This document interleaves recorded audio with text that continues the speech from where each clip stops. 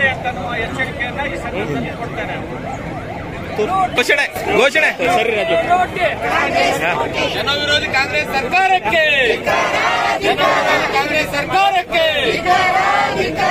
ಜನವಿರೋಧಿ ಕಾಂಗ್ರೆಸ್ ಸರ್ಕಾರಕ್ಕೆ, ರಾಷ್ಟ್ರ ಸಿದ್ದರಾಮಯ್ಯನವರಿಗೆ, ಡಿಕೆ ಅವರಿಗೆ, ಕಾಂಗ್ರೆಸ್ ಸರ್ಕಾರಕ್ಕೆ, ವಿರೋಧಿ ಕಾಂಗ್ರೆಸ್ ಸರ್ಕಾರಕ್ಕೆ.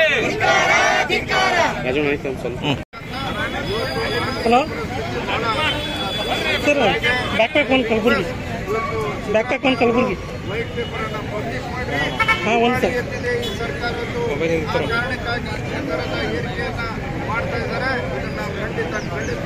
ಸರ್ ಬಿಜೆಪಿ ಪ್ರೊಟೆಸ್ಟ್ ಅಂತ